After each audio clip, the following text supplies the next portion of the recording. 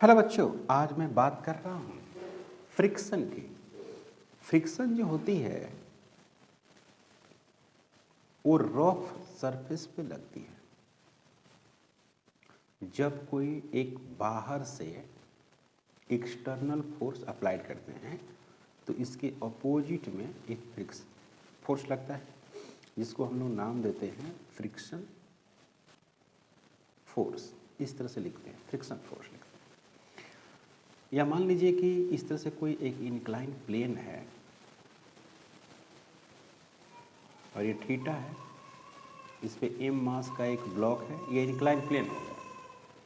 अब इसकी टेंडेंसी कहाँ है? इधर। फॉल होने की टेंडेंसी इधर है, तो ये हो गया फ्रिक्शन फोर्स। फ्रिक्शन फोर्स को देखा जाए तो आपको दो तरह से मिलेगा फ्रिक्शन फोर्स। फ्रिक्शन फोर्स तो एक हो गया आपको स्टैटिक, इसका नाम है स्टैटिक फ्रिक्शन फोर्स, और दूसरा है आपको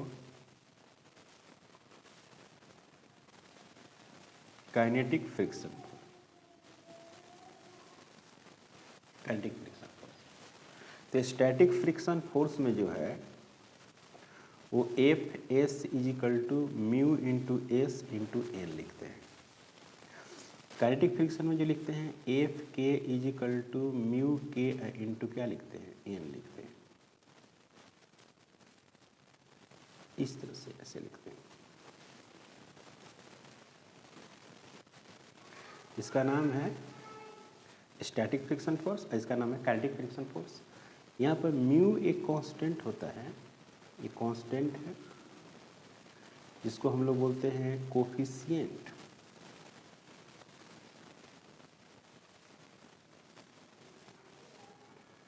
कोफिशिएंट ऑफ फ्रिक्शन, इसका नाम है coefficient of friction. Depends, coefficient of friction depends on medium, depends on contact surface. इसी बात पर डिपेंड करता है, कॉन्टैक्ट सरफेस पर डिपेंड करता है। अगर हम ग्राफ देखें friction force versus applied force, जैसे कोई बॉडी है, इधर फोर्स अप्लाई कर रहे हैं, इधर फ्रिक्शन फोर्स लग रहा है। तो जैसे आप अप्लाइड फोर्स लगाए 2 न्यूटन, फ्रिक्शन फोर्स भी हो गया 2 न्यूटन, इसका मतलब है कि ब्लॉक नहीं चलेगा। फिर आपने अप्लाइड फोर्स लगाया 4 न्यूटन, फिर फ्रिक्शन फोर्स हो गया 4 न्यूटन, इसका मतलब कि ब्लॉक नहीं चल रहा है।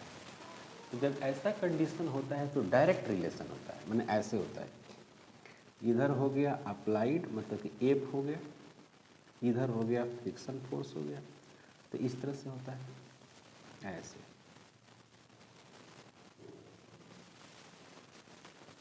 ऐसे और उसके बाद क्या होगा कि थोड़ा सा डाउन होगा और फिर ऐसे हो जाएगा। तो इसको हम लोग बोलते हैं स्टैटिक फ्रिक्शन फोर्स। ये स्टैटिक है और ये क्या है? ये वाला काइनेटिक फ्रिक्शन फोर्स हो गया। तो इसीलिए कहा जाता है कि ये स्टैटिक फ्रिक्शन फोर्स होता है ना, वो काइनेटिक फ्रिक्शन फोर्स से ज़्यादा होता है। एक कॉमन से अगर आप बात करेंगे तब, ठीक है। स्टैटिक फ्रिक्शन फोर्स मतलब कि एफ एस यही मैक्सिमम होता है स्टैटिक फ्रिक्शन फोर्स, और म्यू एस इंटू क्या होता है? एन होता है। जो एफ एस का जो वैल्यूज होता है, फ्रिक्शन फोर्स का जो वैल्यूज होता है, वो 0 से बड़ा या बराबर भी हो सकता है, और म्यू एस से छोटा होगा, म्यू एस इंटू एन। यानी कहने का मतलब है कि mu S is less than is equal to mu S into N होता है। तो ये होता किसके बराबर है? मैक्सिमम फ्रिक्शन फोर्स के बराबर होता है म्यू एस इंटू एन। जो फ्रिक्शन फोर्स होता है वो हमेशा म्यू एस एन से कम होता है। तो मैक्सिमम फ्रिक्शन फोर्स कितना होता है? ये होता है। ओके। इस तरह से हम लिखते हैं। अब कोई कहे कि भाई इधर कोई एम मास का ब्लॉक है वो चल रहा है, ओके, एफ फोर्स लगाने से चल रहा है, तो इसे फ्रिक्शन फोर्स कहाँ लाएगा, इधर लाएगा। तो इसमें दो फोर्स है, एक्सेलरेशन निकालने की बात आएगी तो एफ नेट बराबर एम इंटू ए लिख देंगे। तो ए बराबर क्या लिखेंगे, एफ माइनस एफ के ऐसे लिखेंगे। फिर ए इज इक्वल टू लिखेंगे एफ माइनस म्यू के इंटू एन और डिवाइडेड बटे एम। तो ए इज इक्वल टू जो होगा एफ माइनस म्यू के एम जी डिवाइडेड बटे एम, ये एक्सेलरेशन हो गया। क्लियर है बच्चों, ये हो गया एक्सेलरेशन। अब बात करते हैं क्या, एंगल ऑफ फ्रिक्शन।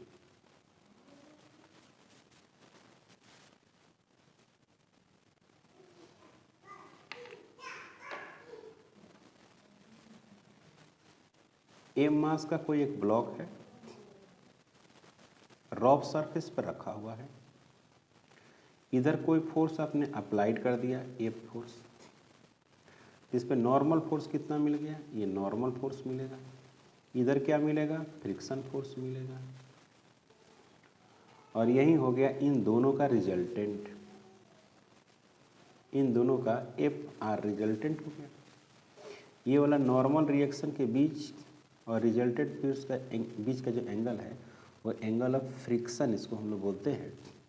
अगर इसको ड्रॉ आप करेंगे तो इधर कौन है, इधर फ्रिक्शन फोर्स, बिल्कुल ऊपर में कौन है, नॉर्मल रिएक्शन, और ये हो गया आपको रिजल्टेंट, एफ रिजल्टेंट, और ये हो गया एंगल ऑफ फ्रिक्शन, इसको बोलते हैं एंगल ऑफ फ्रिक्शन। अब इसको अगर आप सोल्व करेंगे तो एफ आर बराबर क्या लिख सकते हैं, रूट अंडर एन का स्क्वायर प्लस फ्रिक्शन फोर्स का स्क्वायर। फिर इसको क्या लिख सकते हैं, F R is equal to, इसको लिखेंगे म्यू इंटू एन, एन का स्क्वायर प्लस म्यू का स्क्वायर, फिर क्या होगा एन का square, M into G root under 1 plus mu square.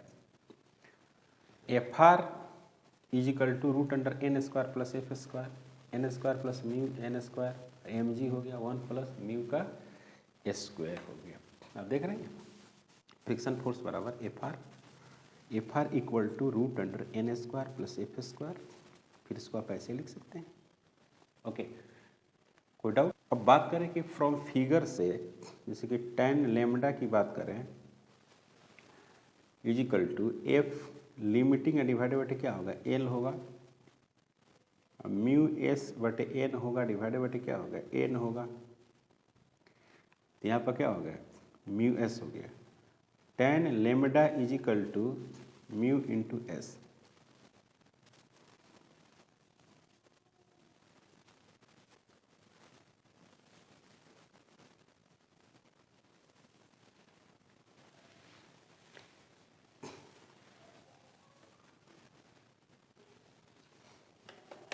Angle of repose,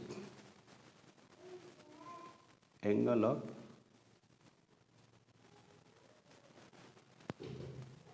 repose, इसको हम लोग जो सिंबल देते हैं वो थीटा देते हैं, थीटा आर लिखते हैं, एंगल ऑफ रिपोज। इसमें क्या होता है कि कोई इनक्लाइन प्लेन है, ठीक है, तो ये ही थीटा एंगल ऑफ रिपोज होता है। यह ऐसा एंगल होता है जिस पे कोई ब्लॉक रिमेंस एट रेस्ट रहे। तो इसका कंपोनेंट तोड़ेंगे तो आप एम जी साइन थीटा इधर मिलेगा, इधर मिलेगा नॉर्मल, और इधर जो मिलेगा वो होगा M G cos theta R, और इधर जो होगा वो फ्रिक्शन फोर्स होगा, लेकिन स्टैटिक होगा क्योंकि ये रेस्ट में है, ब्लॉक इसमें रेस्ट में।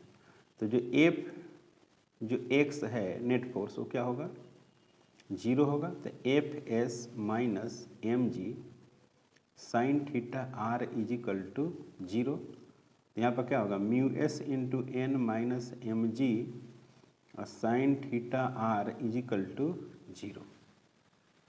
फिर यहाँ पर क्या लिखेंगे, mu S M G cos theta R minus M G sine theta are is equal to 0।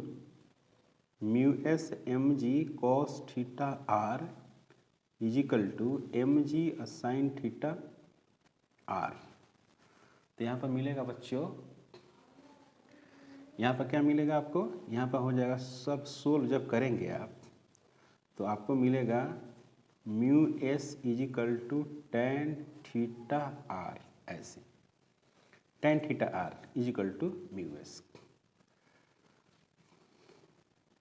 ये आएगा। एक आप पहले कैलकुलेट कर चुके हैं, tan lambda is equal to mu s, तो tan lambda is equal to tan theta r, angle of friction और एंगल ऑफ रिपोज।